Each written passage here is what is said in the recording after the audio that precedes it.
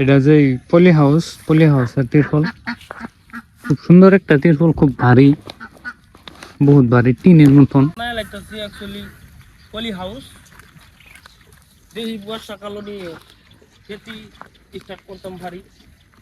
বর্ষাকালও তো বেকার বয়ে থাকতে লাগে, এগোতিকে নতুন প্রযুক্তিরে নতুন স্টাইলিশে পলি হাউস তৈরি করতেছি। তো আপনারা লগে থাকবেন, চেষ্টা করি, চেষ্টার ফল বলে আল্লাহ দেন।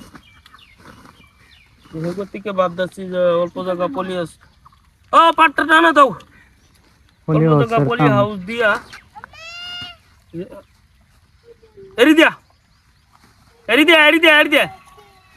অল্প জায়গা পলি হাউস দিয়া কিবা একটা খেতি নি করতাম পারি। খেতিটা মানে এটাই, বিশেষ করে টমেটো গাছ, বর্ষাকালে টমেটো লাগাবে না, টমেটোর ব্যবস্থা করতেছি। তো আমার অ্যাকচুয়ালি তো টমেটোর ফুলি প্রায় হয়েই গেছে। তো আমার ভিউয়ার্স বন্ধুরা যদি টমেটোর ফুলি আছে দেখবার লাগা, নিশ্চয়ই টমেটোর ফুলিটা আমি দেখাবার লাগা ভিউয়ার্স বন্ধুরা কাটলা দিনও অনুমতি রাখলাম। তো এটা ছিল বর্ষাকালের টমেটো, খুব একটা সুন্দর ফুলি হয়েছে। অবশ্য ফুলিটা আমার যত ফুলি হয়ে গেছে, তো আমার লাগানির একটা প্রজেক্ট লইতে লাগবো বা পদ্ধতি লইতে লাগবো, না হলে মেঘের সময় তো আর বিলাহি হওয়ার কোনো সম্ভাবনা নাই। সেই গতিকে আমি ভাবতেছি যে অল্প জায়গা পলি হাউস দিয়া, উপরে তিরপল দিয়া দেহি লাগায়া নিচে সফল হইতাম পারি। আর আমার ভিউয়ার্স বন্ধুরা লগে আছে, লগে সহযোগিতা করব। এটা বর্ষাকালের মধ্যে যে টমেটো লাগাইবে, এটা ফসার আক্রমণটা করতো না? বর্ষাকালে মানে টমেটো লাগাই যে ফসার আক্রমণটা অবশ্য করব। তো সেই হিসাবে ফাঙ্গিসাইডও আছে, ফাঙ্গিসাইড ব্যবহার করতে থাকবো। আচ্ছা, এটা টমেটো কি লোকাল জাত না হাইব্রিড জাত লাগাইতে পারে? লোকাল বললে আমি কই না, হাইব্রিডই আছে। হাইব্রিড না, এটা হাইব্রিড অনুপ বিলাহি বললে কো আর কি, না অনুপ। আচ্ছা, খুব একটা সুন্দর ভ্যারাইটি আছে এটা হাইব্রিডের লাগিয়া। তো যারা নাকি বিলাহি লাগাইবেন বর্ষাকাল, অবশ্যই আমরা নগর ডিস্ট্রিক্ট রাঙ্গুলু বর্ষাকাল পলি হাউস ছাড়া টমেটো অসম্ভব। কারণ বর্ষাকালে আমরা সব মাটিটা অল্প মানে কি মেঘ ফলে গাইমা জায়গা, গাইমা যাওয়াতে বিলাহি গাছ কিন্তু মরার চান্সটা বেশি থাকে।